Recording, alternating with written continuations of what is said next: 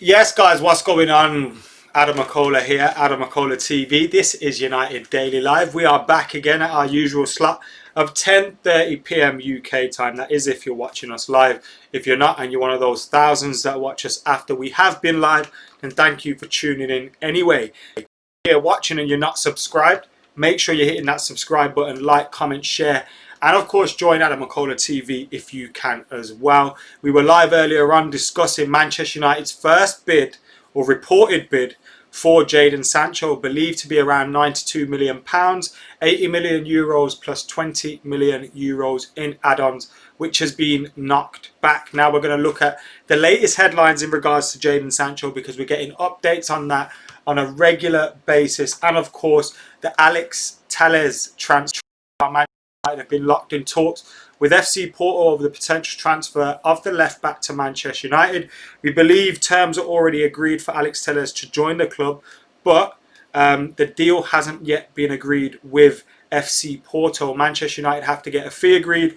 FC Porto £18 million, and United's last bid and their first bid of £12 million was rejected. So we'll be looking at the updates as we hear reports that it's a matter of time until we see Alex Telles as a Manchester United player. We've also been linked with Luka Jovic from Real Madrid, which is a strange one. I didn't see that one coming at all, but we'll have a look at those reports as well. As Diogo Dalot being linked with a move away from the club, as AS Roma and AC Milan have made inquiries over a potential loan move for the player, but it's believed Manchester United are holding out for a permanent deal. Now there's so much going on in regards to transfers as we tick closer to the deadline. The deadline is the 5th of October. We're coming into the last day of September tomorrow, so we got around 6 days left of this transfer window now. Not long to go at all, so we could even get some updates while we're live on this show. But as soon as anything is happening, we will be live every single time as well. But make sure you're keeping it locked and make sure you're hitting that like button and you're getting subscribed as well. Of course, as ever, we are going to start with this day on the show. We always start with an on this day. So what's the date today? We are on the 29th of September. So let's have a look at today's on this day. Here we are. On the 29th of September in 1957, Les Sealey, who goes on to become a Manchester United cult hero, is born in the East End of London. The nephew of Alan Sealey, who scored both goals as West Ham won the 1965 European Cup Winners' Cup by beating TSV 1860 Munich in the final at Wembley. The Reds loaned the goalkeeper from Luton Town in December 1989, and the following May he picks up an FA Cup winners' medal after displacing Jim Leighton for the final replay against Crystal Palace. So on this day, Les Sealey was born in the East End of London. Happy birthday to Les Sealey, 1957. On this day, he was born. How many years ago is that? 63 years ago. So happy birthday, of course, to him, the FA Cup winner for Manchester United. And while we've been doing that on this day, we've got our first super chat in of the day as well from Tommy Edgar. It says, how you been keeping? It's been a while. I think we will sign Sancho, Telles and one other player. What do you think? As always, much love. Thank you very much for getting involved. What's going on with the sound? I'm not too sure. So happy birthday, of course, to the FA Cup winner for Manchester United. And while we've been doing that on this day, seems fine for me when I listen to it there. So apologies if it is breaking. I have altered the sound on here so we're not maxing out every single time.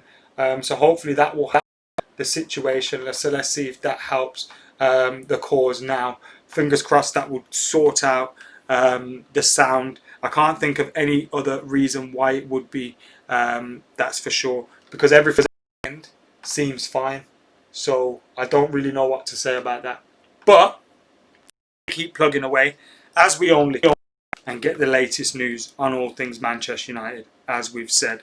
Oh, it breaks a bit sometimes. Well, I apologise. It doesn't seem to be the internet, because the internet connection is on green. So not too sure what it is. We'll keep going anyway because we don't want to ruin the show. Although hopefully that's not doing it. And Uemana says it's all right now. So maybe me dealing with that has fixed it. Anyway, let's get stuck into the latest news around Jadon Sancho. So as we heard today, he was out of the Borussia Dortmund squad for their Super Cup game with Bayern Munich. And it says Borussia Dortmund, this is from the Daily Mail, are saying Borussia Dortmund are reporting and they're blaming Jadon Sancho's absence from their squad to face Bayern Munich on a mystery respiratory infection unrelated to the coronavirus. So a mystery respiratory infection. A mystery, eh? I wonder what that is revolving to or related to. Because, come on, we've all thought it. Is this in relation to the deal? It's given me a little bit of confidence because they've got a big game coming up and a mystery illness has just come into play. Has Jadon Sancho been at the training ground just coughing so he's had to self-isolate or something? I don't know.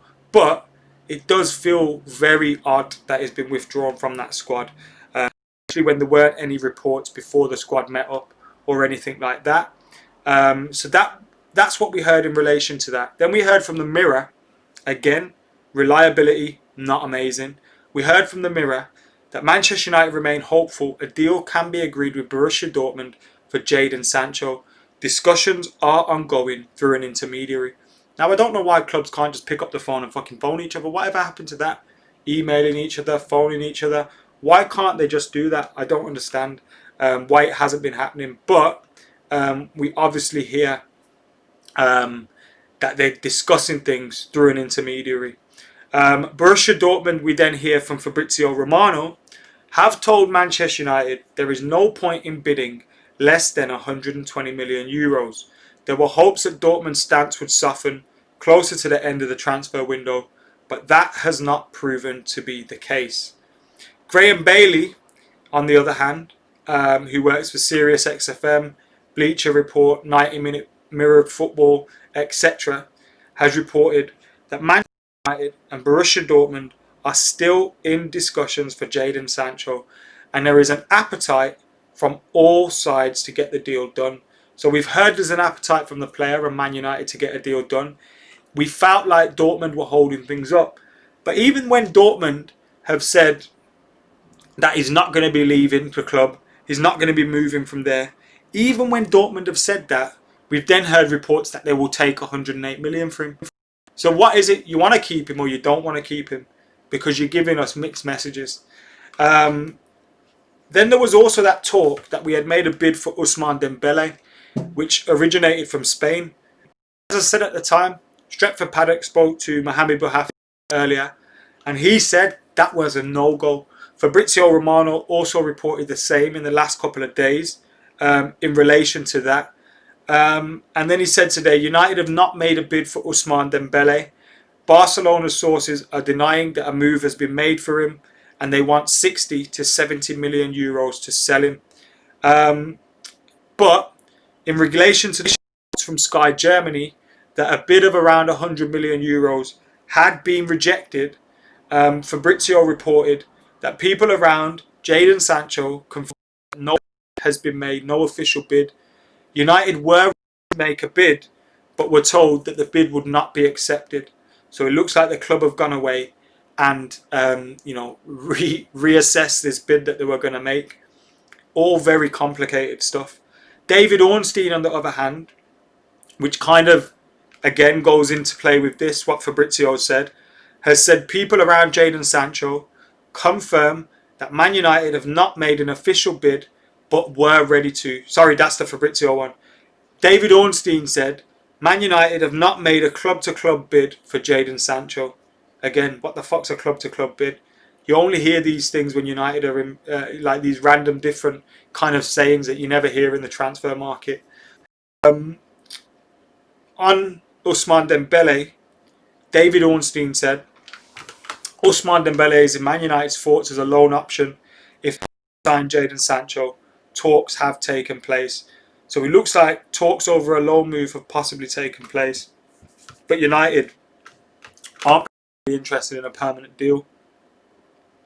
And again, we hear Dortmund want 120 million euros.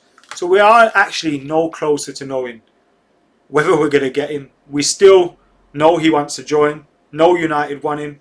We hear terms are agreed between the player and the club. No fees agreed. Dortmund haven't backed down from 100 million euros. Negotiations continue, but they want 120 million euros. They're not going to take anything less. Now, I guess United will go back to another bid in 2 days' time. In a day's time, they'll pretend they're leaving Dortmund to sweat on it. Dortmund are going to be completely relaxed about the situation. We'll with a bid again that's rejected, and then we'll probably go in another bid that will probably be rejected.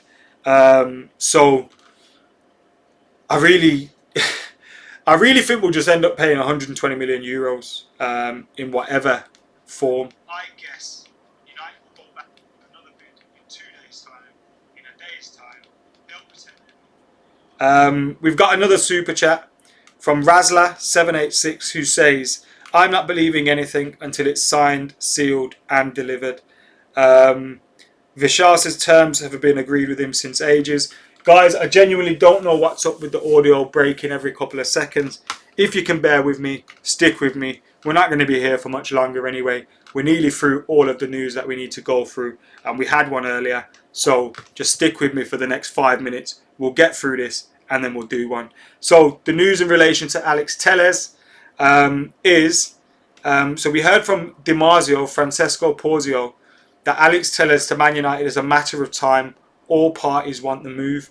But then we also heard from Telegraph Docker that Man United and Porto remain at least 6 million apart in their valuations of Telles. United hope Telles' determination to move to the club will encourage Porto to lower their demands. Negotiations are not proven straightforward. So this is what we hear about Alex Telles at this moment in time. With the Alex Telles one, I'm super duper relaxed about it. Like, they're not going to want to lose him on a free. He wants to leave the club. He's going to force his way out of the club. That's quite clear. And I think eventually United will get on some sort of £15 million agreement.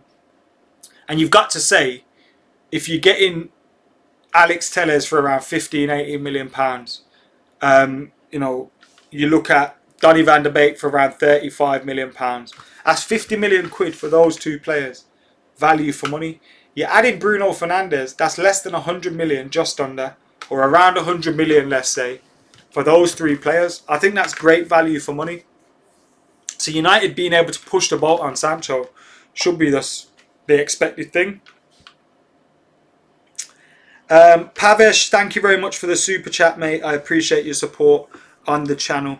I appreciate that very much.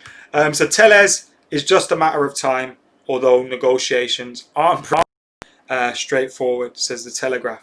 Then we hear about AC and Roma wanting Diogo Dalot on loan, but Manchester United are only considering a permanent deal. And that's coming from Fabrizio Romano. Now, I expect United may eventually take a loan deal with an option to buy. I can imagine United settling for something like that, to be totally honest with you. I really can. But in terms of him going on a straight loan deal, I can't see that happening. I don't think we have any benefit from it. I'd probably do that, but I think United are right to think, let's get a transfer fee for him. Because even Diogo Dalot goes off and does well, is he likely to come back and grab a first team spot? Probably not. I like him though. I would like to see him given an opportunity. But you can understand why you'd look to sell him. AS Roma, AC Milan, you hear about PSG, Juventus, all these different teams potentially wanting him. Then, you know, you should be able to get a transfer fee for him. It's that simple. So hopefully we can do that. Now, Luka Jovic has been linked with a move to the club. This is a man that's come straight out of the left field. But Luka Jovic has been linked with the club. I don't think it's an issue with the mic, because it's the same mic settings we use every day. I think it's an issue. It off and on again. I think it's an issue with either the internet or the stream, or something like that, or YouTube maybe have an issue. I remember these kind of things have happened before in the past. So it could be either of those things, but we'll make sure it's not happening again. Pavesh says, I'd rather have Upamecano, a holding midfielder, and Sarr, to be honest. I think we could get that for 100 million. The thing is, Upamecano doesn't look like he's going to be moving this summer. It looks like that could be a move next summer. Regil on assist today says, I am king. I seen highlights and the penalty shootout of that. He also made a mistake goal, didn't he? So a mixed game, but it was a very good assist. I'd give him that. For Lamella's goal, good finish by Lamela as well. Thank you very much, Ryan, for your comment, mate. I appreciate that. So Luka Jovic, strange one, isn't it? Where was he before he went to Real Madrid? Where he did? Was it in Germany? Luka Jovic wasn't. No. Was he at Red Bull? Where was he? Benfica. He wasn't even in Germany. He was at Benfica. Eintracht Frankfurt as well. Sorry, that's where he played. That's where he made his name on loan. So yeah, I don't know. I'd take him on a loan deal. I wouldn't take him on a permanent. That's for sure. That is for sure. King Rio, straight up, we'll be back as soon as we can do more videos out and about. I want to do more different content with it, and get Dean back regularly on the podcast. The Rona kind of killed that a little bit, but we'll get back on it. That's for sure. Anyway, guys, I am going to get out of here for now. Thank you for tuning. Make sure you're keeping it liking, commenting, sharing, subscribing, all that good stuff. I have been AdamMcKola. This has been United Daily Live. We'll be back at 10:30 tomorrow. Until then, I'm out of here.